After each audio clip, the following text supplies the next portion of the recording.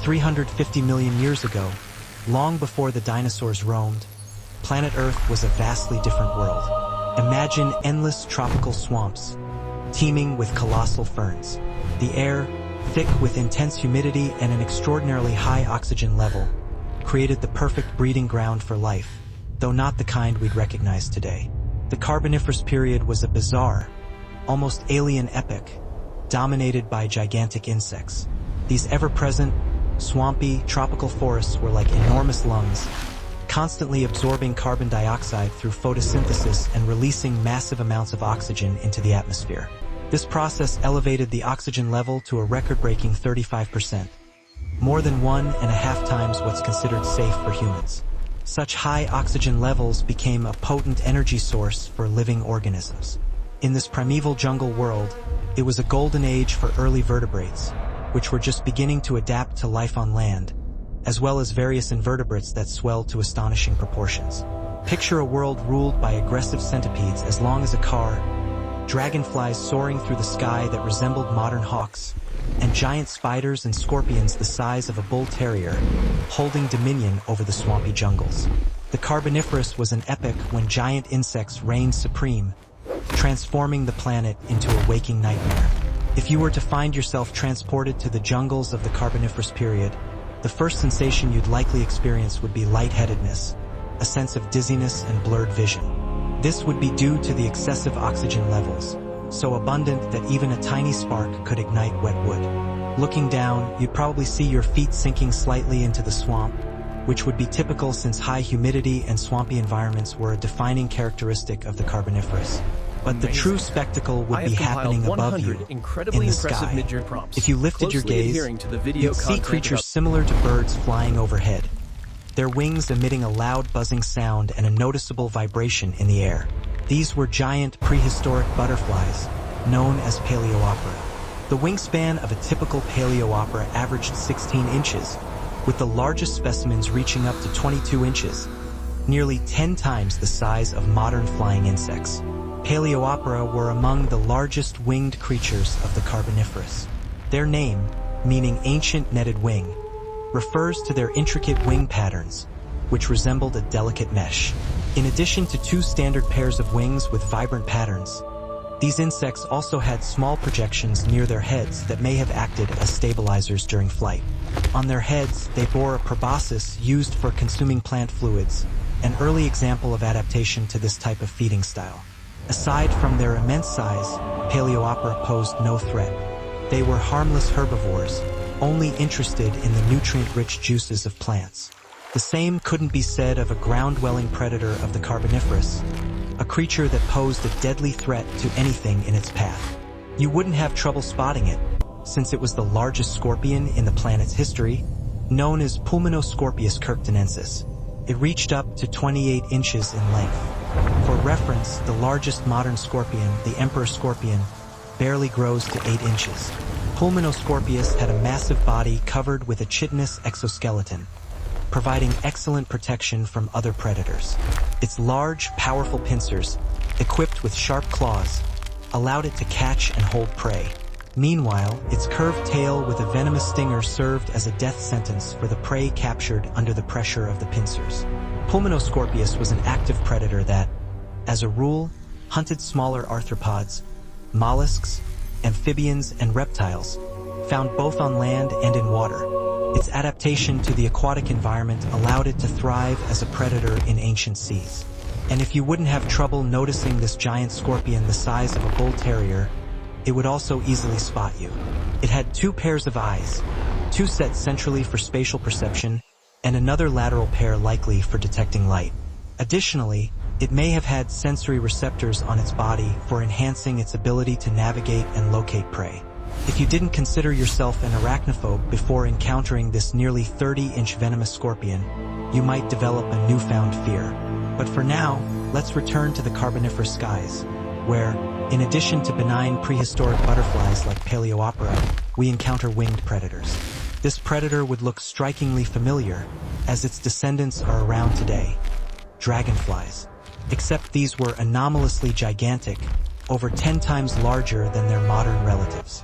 Meganeura was one of the largest flying insects of all time. Looking at it, it's not that different from a regular dragonfly, albeit giant, and in a way that's exactly what it was. With a wingspan of 1 to 2, 3 feet and a body length of up to 3 feet, they rivaled modern peregrine falcons in size. Over 300 million years ago, these giant insects were fearsome aerial hunters. They held the title of apex predator of the Carboniferous skies until the end of the Permian period, when the first gliding reptiles emerged. Their large compound eyes, providing nearly 360-degree vision, allowed them to spot prey from above and below. Additionally, their strong legs with spines for capturing prey were features of very aggressive and dangerous predators. It's believed that their prey often included the aforementioned giant butterflies. Their adaptability to different environments allowed Meganeura to employ a dual hunting strategy.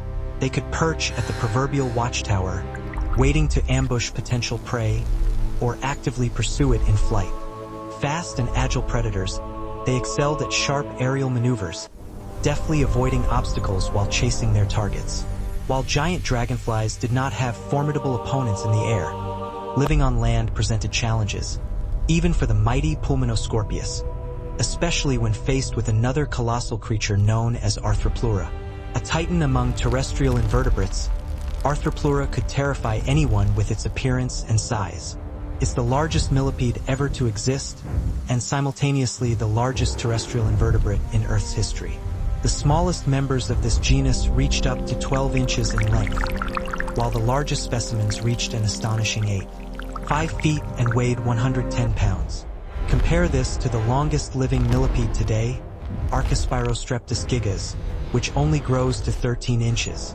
Their bodies consisted of 30 armored segments, each up to 6 feet wide, with a pair of legs under each segment. Behold, like many arthropods, Arthropleura periodically shed its exoskeleton when it outgrew the protective outer shell. A new, stronger one would grow in its place. It's believed that Arthropleura had an extremely durable protective exoskeleton, which could shield it from encounters with predators. However, it's worth noting that such confrontations with other animals were very rare, since the Carboniferous period wasn't known for having many predators. Even giant scorpions would likely hesitate to attack a millipede several times its size. No fossil fragments have been found of the head and mouth parts of these giants, so the diet of the larger specimens remains uncertain. However, scientists speculate that these crawling manifestations of insectophobia likely fed on decaying plant matter and seeds. Presumably, young individuals were strictly vegetarian, while adults might have occasionally treated themselves to decaying meat or even preyed on small animals. But the unique nature of the Carboniferous jungle doesn't stop here. Among the swamps, another predator lurked, anticipating small reptiles and amphibians. It looked like an unusually large spider. Although it wasn't a true spider, it was a distant relative, a sea scorpion known as Megaract. Its incredible resemblance to spiders initially misled paleontologists when they first came across its fossilized remains, prompting them to presumably give it the name Megaract, which translates to big spider. However, after some time, it became clear that Megaract was a sea scorpion of noteworthy size. Its body length reached 8 feet, and its unique structure allowed Megaract to feed using a method called sweep feeding. With paddle-like appendages, it would scrape through soft sediment in aquatic environments like swamps and rivers, capturing and consuming small invertebrates such as worms, insects, and smaller arthropods. Occasionally, it spoiled itself with terrestrial prey like reptiles and amphibians. However, the land animals were likely faster than Megaract and were therefore less accessible prey. It appears that this sea scorpion would hide in a burrow or river, waiting for victims that came too close to its deadly lair. As for active hunting, its ancestor, Pteratopterus, a giant sea scorpion that lived over 400 million years ago, fared much better. This species was not only more dynamic, but it was also larger than Megaract. Its length was almost comparable to the height of an average human, 2 feet. And if you think this arthropod is unusually large, that's only an illusion. Compared to the giant named Hibbertopterus, Pteratopterus takes a back seat. The length of the largest Hibbertopterus specimens could reach 6 to 6 feet. They were likely record holders as the heaviest of their kind, due to their broad and compact bodies. This giant's feeding method was not that different from that of its smaller relatives. It was still the same sweep feeding method, except their diet may have included larger reptiles and amphibians. And no, this still isn't the limit for giant arthropods. The largest representative of this kind can confidently be considered Carboniferous, which lived 400 million years ago. It reached a size of about 5 to 5 feet, making it one of the largest arthropods ever discovered. This giant's primary tools for defense and hunting were its claws. They could be approximately 4 feet long and were powerful enough to grab and easily crush their prey. However, such a large size did not equate to massive weight due to the simplicity of its anatomy. And despite having a length comparable to a car, the weight of a Carboniferous likely did not exceed 220 pounds. Not all creatures of the Carboniferous period were affected by the giant gene. Amid the humid prehistoric jungle where enormous dragonflies filled the skies and the waters harbored giant scorpions, there were other beings. Creatures so tiny you would struggle to spot them underfoot.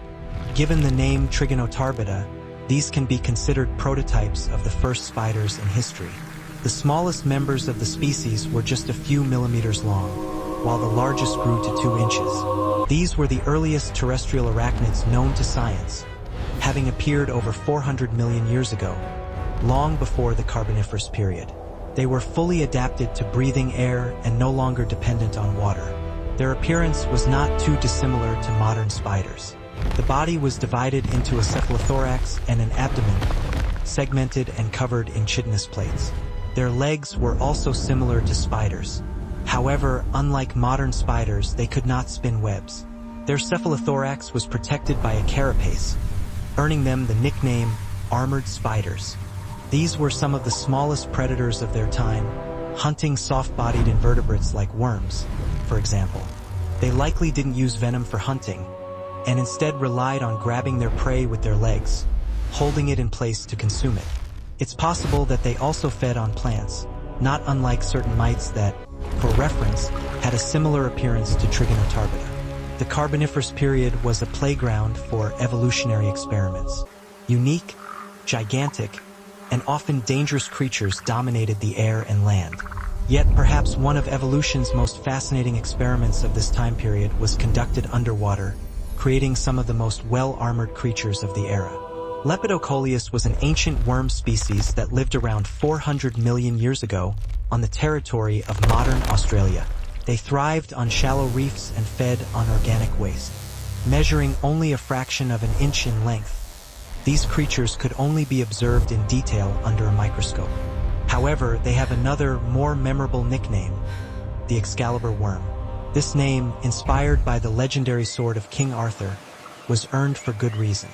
Externally, they resembled heavily armored knights, covered in overlapping plates of calcite crystals that extended along their entire body.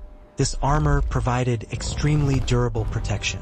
Beneath the crystal layer was a light exoskeleton, similar to how knights wore chain mail beneath their armor.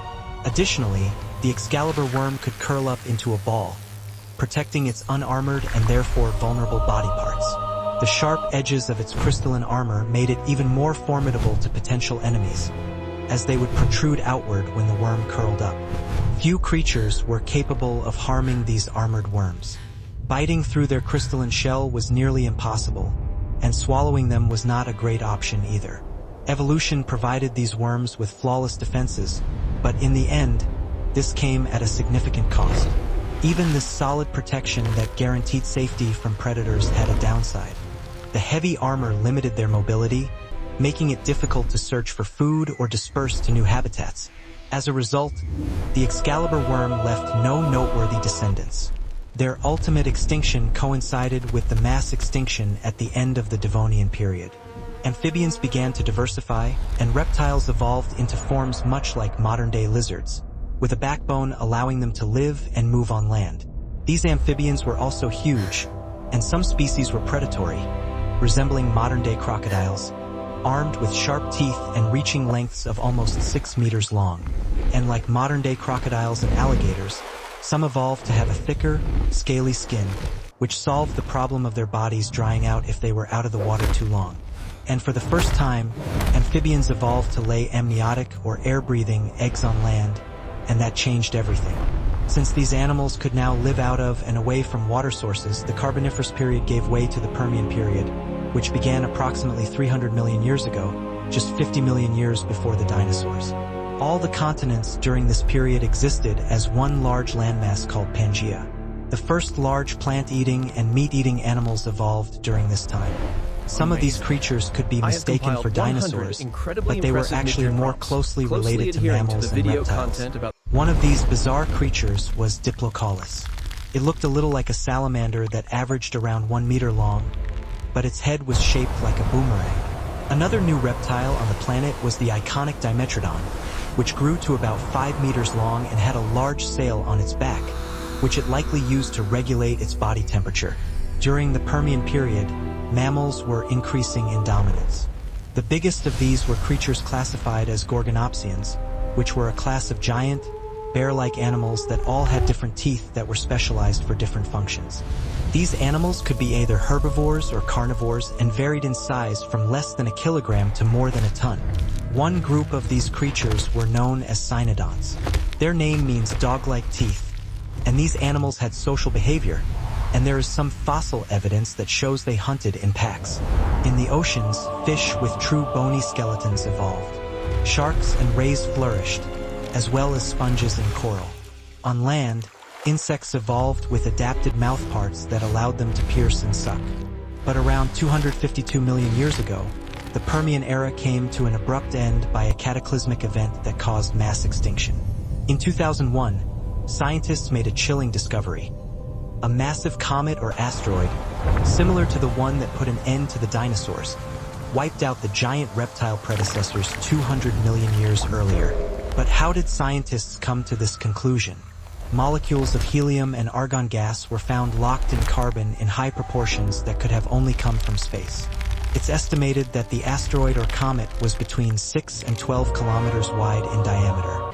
Researchers say the strike would have released energy 1 million times greater than the biggest earthquake of the last century.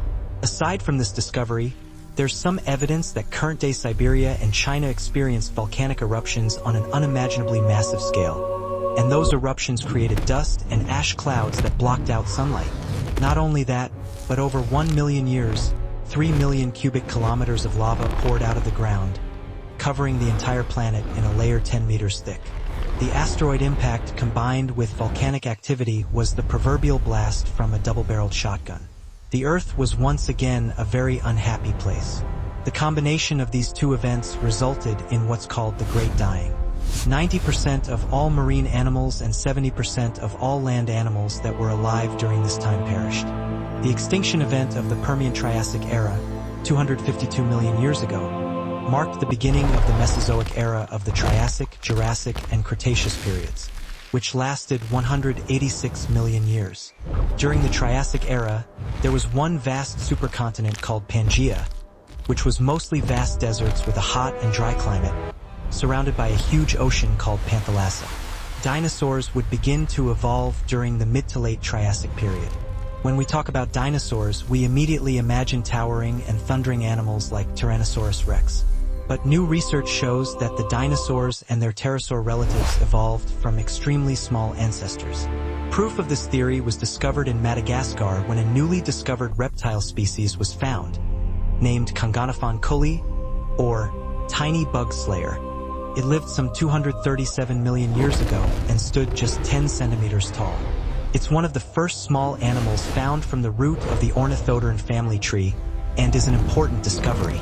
The miniaturization event in which it lived served as a survival strategy for early ornithodons, and where on its teeth showed the tiny creature preyed on insects. This eliminated the need for them to compete with their relatives for meat.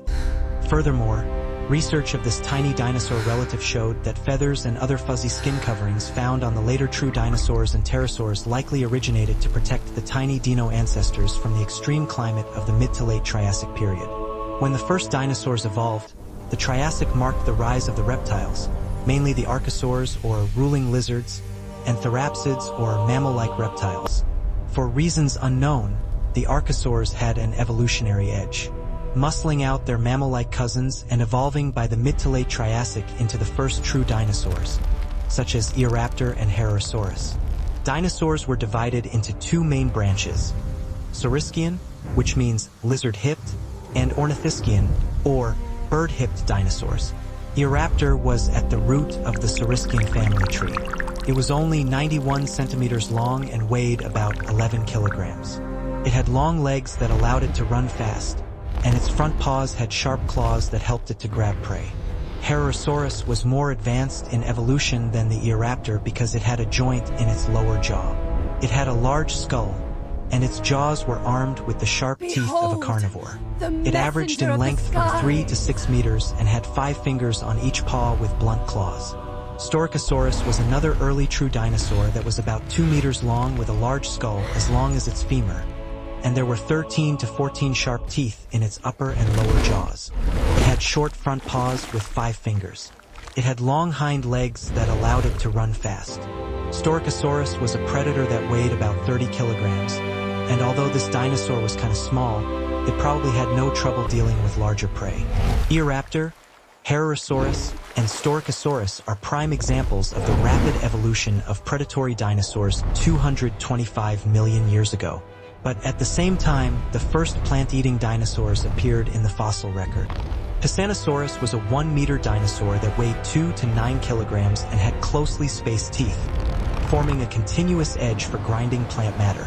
By the late Triassic period, there were at least 15 different dinosaurs.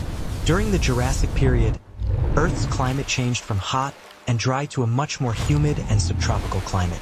Forests of ferns, cycads, and conifers began to cover the planet, and the air was warm, moist, with tropical breezes. During the beginning of this period, the breakup of the supercontinent Pangaea continued and accelerated. Laurasia, the northern half of the continent, broke up into North America and Eurasia. The southern half, called Gondwana, began to break up during the mid-Jurassic. The eastern parts, Antarctica, Madagascar, India, and Australia, split off from the western half of Africa and South America. New oceans flooded the spaces in between. Huge mountains rose on the seafloor and pushed sea levels higher onto the continents. It was all this water that created the humid and subtropical climate. Deserts began to turn green, palm tree-like cycads and conifer trees such as the araucaria and pine were abundant. The oceans became full of diverse and abundant life, and at the top of the ocean food chain were the marine reptiles, the plesiosaurs, with their long necks and paddle fin flippers.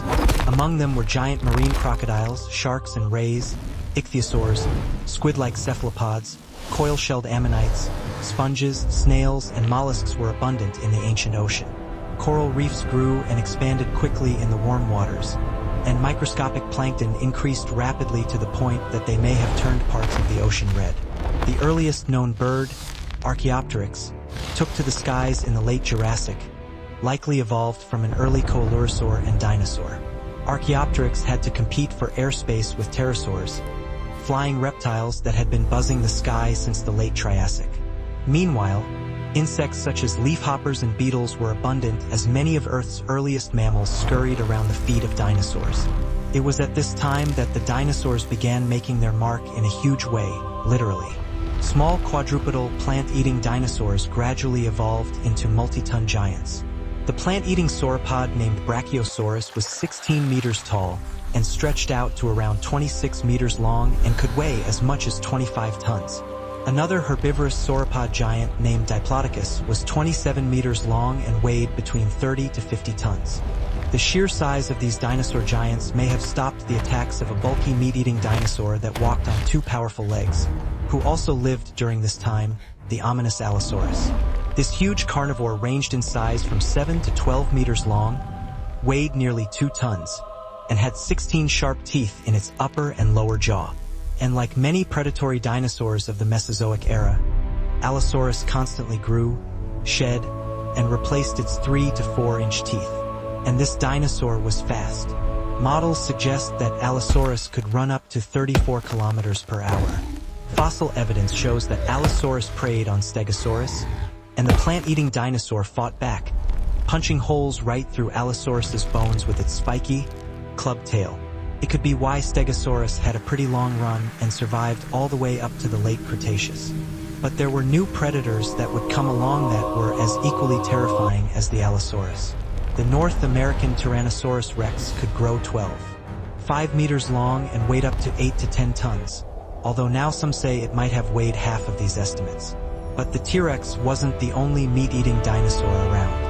Actually, it was either surpassed or matched by two other sharp-toothed monsters. There was the South American Giganotosaurus, which had a similar build and weighed about 9 tons. Then there was the 10-ton North African Spinosaurus. Still, the T-Rex was one seriously mean and nasty predator, and frankly, probably not very hygienic. Experts think that bits of rotting, bacteria-filled meat were constantly stuck in its tightly packed teeth. This would have given the animal a septic bite that would eventually be fatal to its wounded prey. Of course, this process would have taken at least several days or even weeks, and another T-Rex would probably have ended up reaping the rewards. Scientists examining the T-Rex skull determined that it had a bite force of between 1,500 and 5,000 pounds per square inch. It could take bites of flesh in the 225 kilograms range. However, Tyrannosaurus rex, like Allosaurus, had its own problems with prey. It lived in the same region and time period as some armored plant-eating dinosaurs. One of the most iconic dinosaurs, right next to T-Rex, has to be Triceratops, which means three-horned face. All Triceratops had 3 horns on their skulls. 2 massive horns were located above the eye sockets, and 1 smaller horn was over the nose. Weighing around 5 to 13 tons, the biggest Triceratops were about 9 meters long from nose to tail. The tips of their shoulders were 3 meters off the ground. Triceratops had teeth arranged in dental batteries, and each individual tooth was stacked in a vertical column of 3 to 5 teeth. These formed rows with 36 to 40 tooth-loaded columns. This means that a single Triceratops could have had 800 teeth at its disposal. It had a narrow beak and powerful jaws that allowed it to grind down tough vegetation and even trees. It's one of the last non-avian dinosaurs to evolve at the end of the Cretaceous. Ankylosaurus is another of the most famous armored dinosaurs. It was the largest ankylosaur and the last of its kind. It's believed to have lived right up to the end of the Cretaceous period. The body of Ankylosaurus was covered in bony plates. It had a beak and teeth, and 4 horns that projected backward from its head. Its tail ended in a club, which provided protection from predators. This would have been useful since Ankylosaurus lived alongside Tyrannosaurus rex and other meat-eating predators. At some point during the middle of the Cretaceous period, dinosaurs from the ornithopod family evolved into the popular hadrosaur, or duck-billed dinosaurs. They were large, oddly shaped, low-slung vegetation eaters with tough beaks on their snouts, which were used for shredding vegetation. These dinosaurs are believed to have lived in herds and were capable of walking on 2 legs. Sauropods became even bigger by the late Cretaceous period. You may have thought that Brachiosaurus and Diplodocus were big, but by the time the late Cretaceous period rolled around, there was another dinosaur that existed which could possibly be the biggest land animal that's ever walked the earth, Argentinosaurus. This behemoth could be 30 to 40 meters in length and weighed between 50 and 100 tons. It was a member of the Titanosauria, the dominant group during the Cretaceous period, and was a herbivore like its earlier sauropod cousins. There was also a strange new breed of dinosaur that lived 20 million years before they all went extinct. They were called Pachycephalosaurus, or bone-headed dinosaurs, and had a bizarre-looking skull with horns on the snout and around the base of the skull. These could have been used to fight off the last of the big predators or even to show dominance over their own species. Of course, there are more than 700 different dinosaurs that have been found so far, but there's not enough time to cover them all in one video.